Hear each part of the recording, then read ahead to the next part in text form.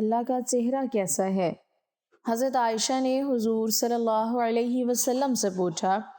ایک دن حضرت عائشہ نے رسول اکرم صلی اللہ علیہ وسلم سے عرض کیا، یا رسول اللہ، جب آپ اللہ تعالیٰ سے ملاقات کے لیے گئے تو کیا آپ نے اپنے رب کا چہرہ مبارک دیکھا تھا؟ تو حضور صلی اللہ علیہ وسلم نے فرمایا، جی ہاں، میں نے دیکھا۔ بسم اللہ الرحمن الرحیم۔ اسلام میں اللہ تعالیٰ کی ذات و صفات کے بارے میں بنیادی اصول یہ ہیں کہ اللہ جیسا کوئی نہیں، نہ اس کی ذات میں، نہ صفات میں، نہ افعال میں۔ قرآن مجید واضح طور پر فرماتا ہے، لیس کمثلہ شیء وہو السمیع البصیر، یعنی اس جیسی کوئی چیز نہیں اور وہی سب کچھ سننے والا، سب کچھ دیکھنے والا ہے۔ اللہ کے چہرے کے بارے میں قرآن میں لفظ وجہ اللہ آیا ہے، جیسے فرمایا گیا، کل شیء ہالک الا وجہہ، یعنی ہر چیز فنا ہونے والی ہے سوائے اللہ کے چہرے کے۔ مگر اہل سنت و جماعت کا عقیدہ یہ ہے کہ اللہ کے چہرے کی کیفیت، حیت یا شکل بیان کرنا یا اسے مخلوق سے تشبیہ دینا گمراہی ہے۔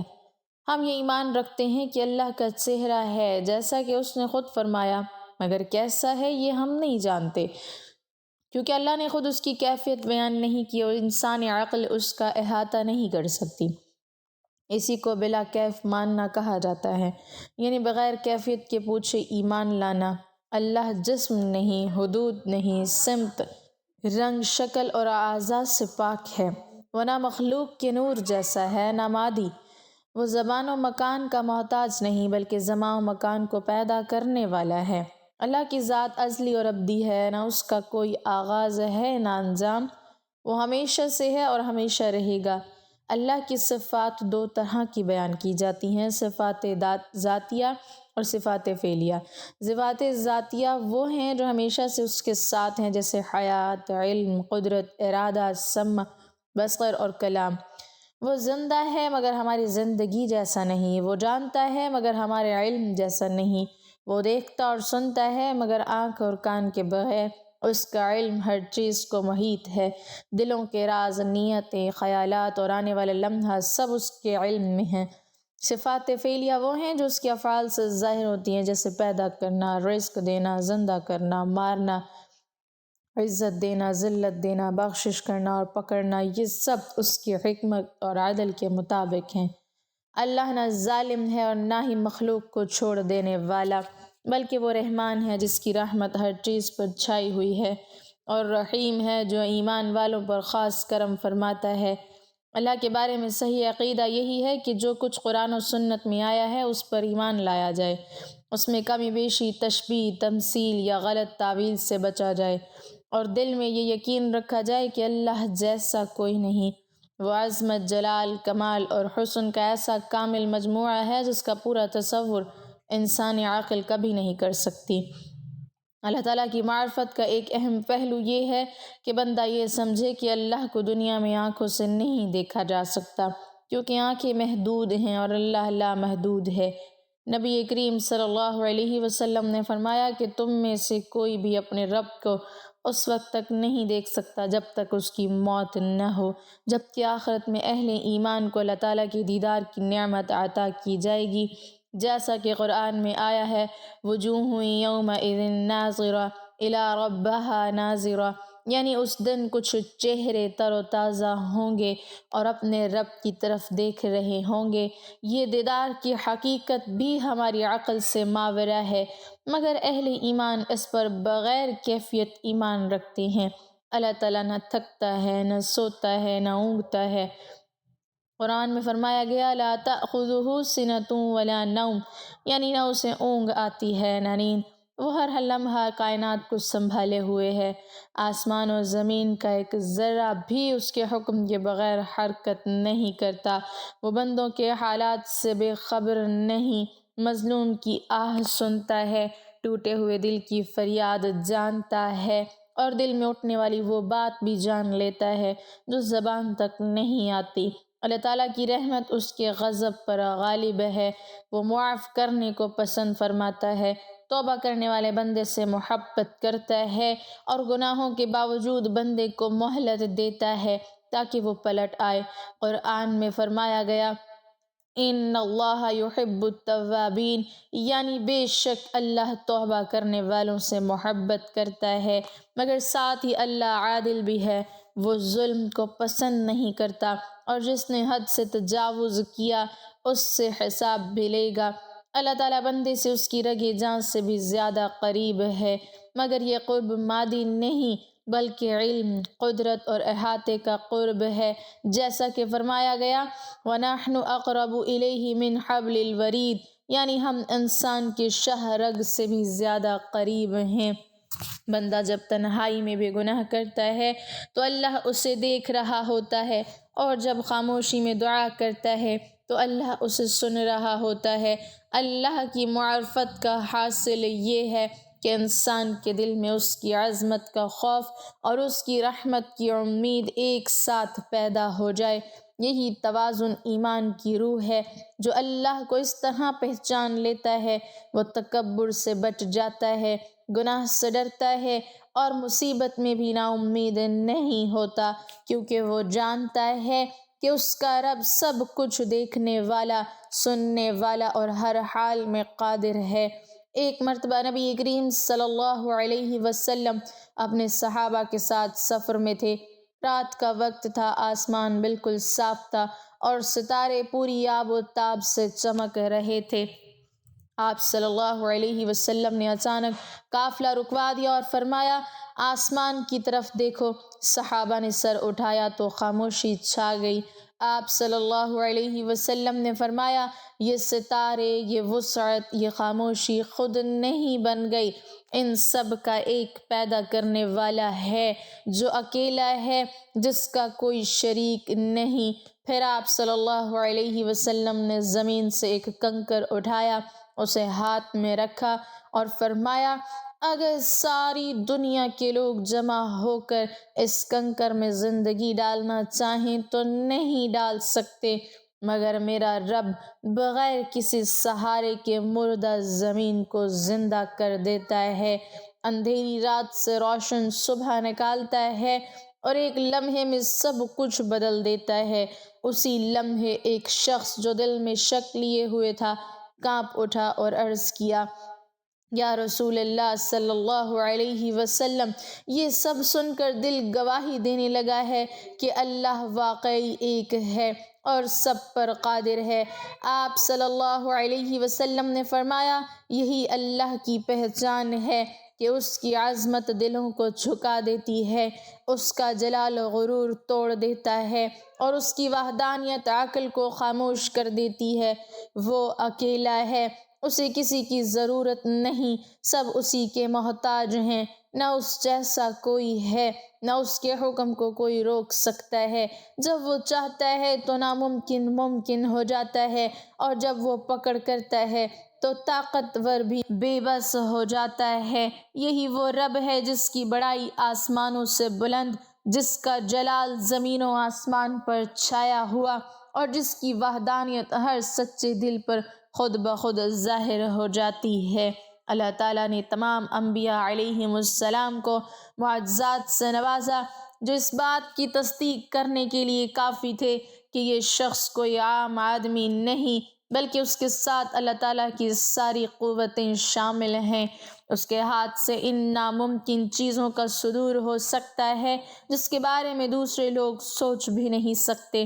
اللہ تعالیٰ نے حضرت محمد صلی اللہ علیہ وسلم کو بھی مختلف معجزات عطا فرمائے، جن میں سے آپ کا زندہ و تابندہ معجزہ قرآن مجید ہے۔ لیکن قرآن مجید کے بعد آپ صلی اللہ علیہ وسلم کو ایک ایسا منفرد معجزہ عطا فرمایا گیا جس کی نظیر تاریخ انسانی میں کہیں نہیں ملتی، اور یہ معجزہ معراج کے نام سے جانا جاتا ہے۔ معراج النبی صلی اللہ علیہ وسلم کا واقعہ انسانی عظمت اور سربلندی کا نقطہ عروج ہے۔ یہ واقعہ نبی کریم صلی اللہ علیہ وسلم کی سیرت کا وہ منفرد ترین واقعہ ہے جسے عقل سے نہیں، ایمان اور عشق کی طاقت سے سمجھا جا سکتا ہے، اس لیے کہ عقل کی پرواز ہمیشہ سے ہی محدود رہی ہے۔ انسان نے جب بھی معجزات کو محض عقل سے سمجھنے کی کوشش کی ہے اس نے ہمیشہ ہی ٹھوکر کھائی ہے۔ اسراء و معراج کے پورے واقعے پر مادیت عقل ہے، محو تماشائے لب بام ابھی کی کیفیت سے دوچار ہے، لیکن ایمان و عشق اسے ہمیشہ سے سچ ہی سمجھتے آئے ہیں اور تا قیامت اس کی صداقت میں اضافہ ہی ہوتا جائے گا۔ واقعہ معراج سے یہ سبق دیتا ہے کہ آسمان کی بلندیاں اور وسعتیں حضرت انسان کی دسترس میں ہیں۔ یہ واقعہ مستقبل کے بارے میں اللہ تعالیٰ کے منصوبوں اور اسلام کی ترویج و اشاعت کا غمار بھی ہے۔ روایات کے مطابق معراج کا واقعہ مکی زندگی کے بالکل اواخر میں پیش آیا۔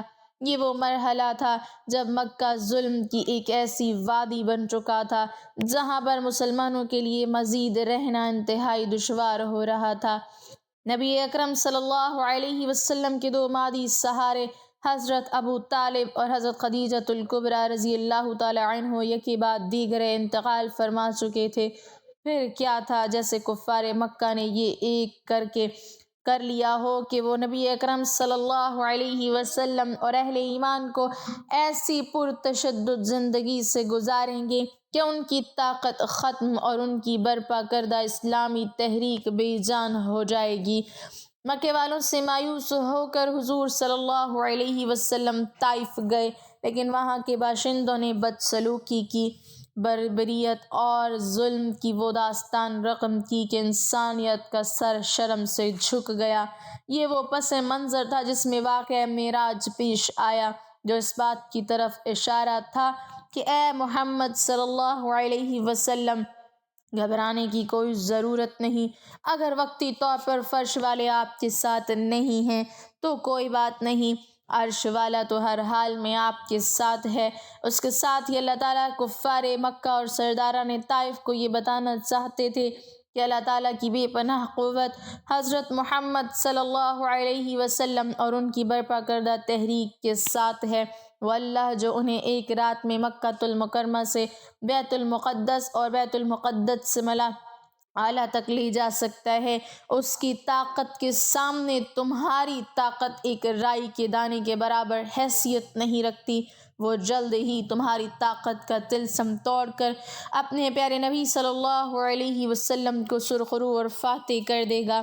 اس واقعے کے اندر حضرت محمد صلی اللہ علیہ وسلم کے لیے بھی بہت زیادہ تسلی و تشفیع کا سامان تھا۔ اس واقعے سے یہ واضح کرنا مقصود تھا کہ جس اللہ نے آپ صلی اللہ علیہ وسلم کو کائنات کے لیے ہادی و رہنما بنا کر مبعوث فرمایا ہے، اس کی مدد قدم قدم پر آپ صلی اللہ علیہ وسلم کے ساتھ ہے۔ وہ مشکل کے لمحات میں آپ کو اپنے ہاں شرف باریابی عطا فرما کر ساری کائنات کو آپ کی عظمت سے آگاہی دے رہا ہے اور یہ بتا رہا ہے کہ جہاں پر آپ کے قدم مبارک پہنچے ہیں وہاں پر نہ تو کوئی نبی پہنچا ہے اور نہ ہی کوئی نورانی فرشتہ اور نہ ہی کوئی جن و انس وہاں تک جانے کی سکت رکھتا ہے۔ اس واقعے نے حضور صلی اللہ علیہ وسلم کو عملی طور پر امام الانبیاء کے رتبے پر بھی فائز کر دیا، اس لیے کہ معراج ہی کی رات تمام انبیاء علیہم السلام نے آپ صلی اللہ علیہ وسلم کی اقتداء میں نماز ادا کرنے کا شرف حاصل کیا تھا۔ واقعہ معراج کی تفاصیل قرآن مجید کے علاوہ احادیث اور سیرت کی کتابوں میں منقول ہے، لیکن میرے نزدیک اس کے دو پہلو انتہائی اہمیت کے حامل ہیں۔ اس کا ایک پہلو تو وہ تحائف ہیں جو حضور صلی اللہ علیہ وسلم کو اپنی امت کے لیے عطا ہوئے، اور دوسرے وہ مشاہدات ہیں جو نبی صلی اللہ علیہ وسلم کو اس لیے کرائے گئے تاکہ مسلمان ان کی روشنی میں اپنی زندگی کا نظام استوار کر سکیں۔ واقعہ معراج کے دوران نبی اکرم صلی اللہ علیہ وسلم کے مشاہدات مسلمانوں کے اعمال و افعال کی اصلاح میں بہت زیادہ ممد و معاون ہو سکتے ہیں۔ یہ مشاہدات یہ درس دیتے ہیں کہ نیک اعمال کرنے والوں کے لیے اللہ تعالیٰ کی رحمتیں عنایتیں اور برکتیں اس دنیا سے لے کر عالم آخرت تک جاری و ساری رہتی ہیں، جبکہ برے اعمال کا ارتکاب کرنے والے دنیا و آخرت میں اللہ تعالیٰ کے غضب کے مستحق قرار پاتے ہیں۔ یوں تو حضور صلی اللہ علیہ وسلم کو معراج کی رات بہت زیادہ تحفے عطا ہوئے، لیکن اس امت کے حوالے سے 4 تحفے انتہائی اہمیت کے حامل ہیں۔ ان میں سے پہلا تحفہ اس اعلان کا ہے کہ آپ کی امت میں سے جو شخص بھی توحید الہی پر قائم رہے گا اور اسی پر اس کی موت آئے گی، اللہ تعالیٰ کا وعدہ ہے کہ وہ ضرور اس کی مغفرت فرمائے گا۔ دوسرا تحفہ اس رحمت کے اعلان کا ہے کہ جو بھی نیکی کا ارادہ کرے گا اس کے لیے 1 نیکی لکھ دی جائے گی، اور اگر وہ اس نیکی کو کر لے گا تو اس پر 10 گنا ثواب دیا جائے گا۔ اس کے بالمقابل جو برائی کا ارادہ کرتا ہے اس کے نام اعمال میں کچھ بھی نہیں لکھا جاتا، لیکن اگر وہ برائی کر لیتا ہے تو 1 ہی برائی اس کے نام اعمال میں لکھی جائے گی، اور توبہ کرنے کی صورت میں اسے بھی بخش دیا جائے گا۔ تیسرا تحفہ 50 نمازوں کا ہے جو حضرت موسیٰ علیہ السلام کی بار بار تلقین کے بعد بارگاہ اعزدی میں پیش کے بعد کمی ہو کر صرف 5 رہ گئیں۔ اور چوتھا تحفہ سورہ بقرہ کی آخری آیات کا ہے جو براہ راست حضور صلی اللہ علیہ وسلم پر نازل فرمائی گئیں۔ اگر دیکھا جائے تو یہ چاروں تحفے ایک سے بڑھ کر ایک ہیں۔ توحید پر مبنی زندگی اور اسی پر موت قابل رشک ہونے کے ساتھ ساتھ اللہ تعالیٰ کی ابدی جنت اور اس کی ہمیشہ کی رضا کا باعث ہے۔ نیکی کے ارادے پر ہی اجر اور اسے اختیار کرنے پر بے انتہا ثواب، اور اس کے بالمقابل برائی کے ارادے پر کسی بھی سزا سے توقف اور برائی پر اتنا ہی گناہ جتنی اس کی مقدار ہے۔ یہ اللہ کے کرم کی وہ نشانی ہے جس کا کوئی بھی مقابلہ نہیں کر سکتا۔ سورہ بقرہ کی آخری 2 آیات کی شان ہی نرالی ہے کہ وہ بغیر کسی واسطے کے براہ راست عطا ہوئیں، جیسے محب اپنے محبوب سے ملاقات کے وقت اسے کوئی نرالا تحفہ پیش کرتا ہے۔ سبحان اللہ، اس کی عظمت کا کیا کہنا۔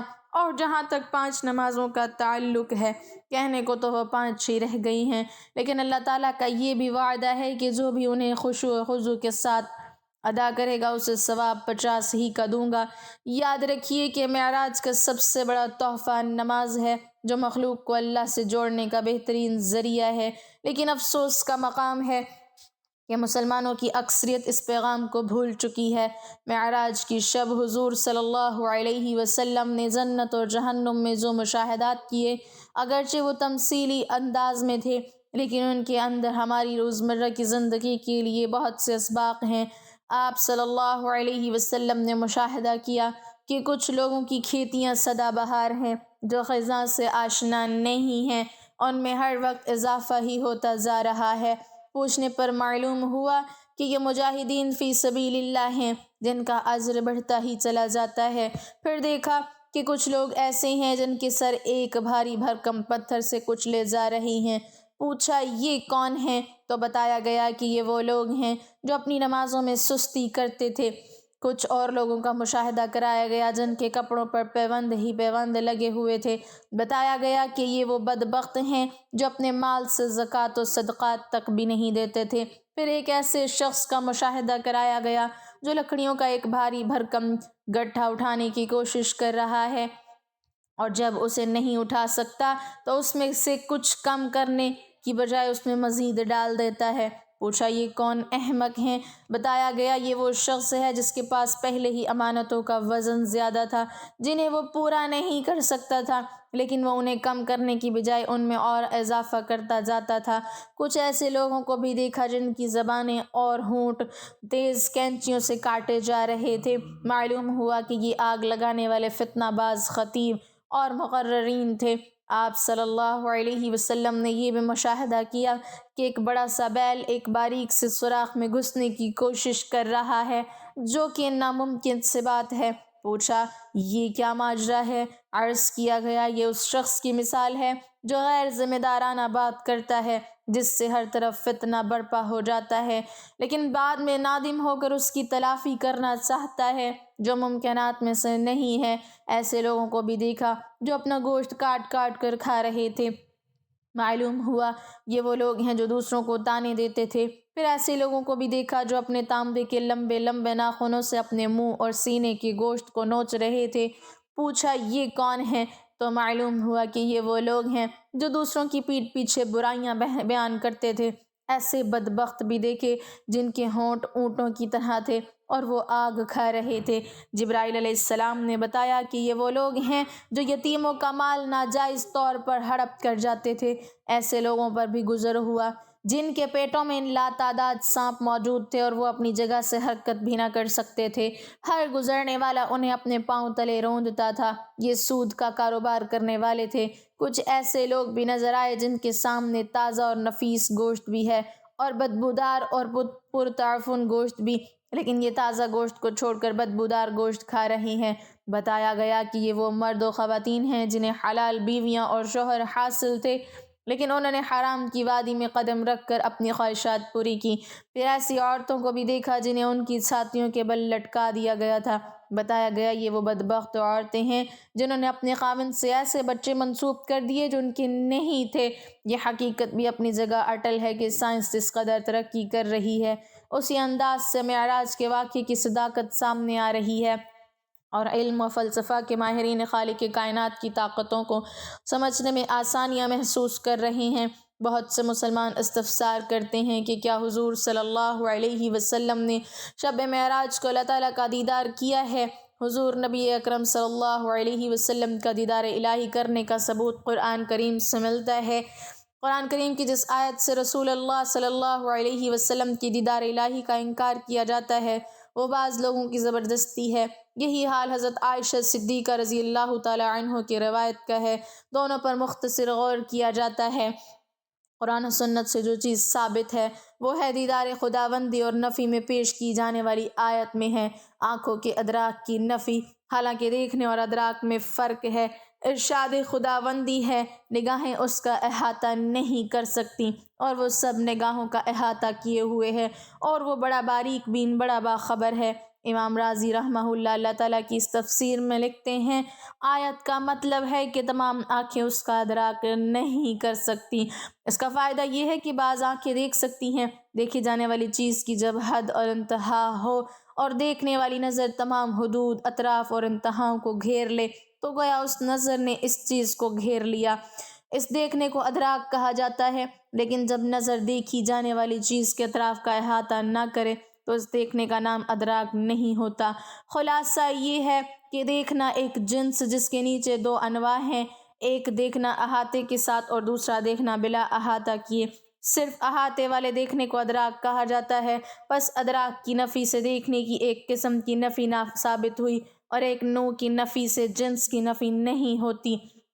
بس اللہ کے ادراک کی نفی سے اللہ کے دیکھنے کی نفی لازم نہیں آتی۔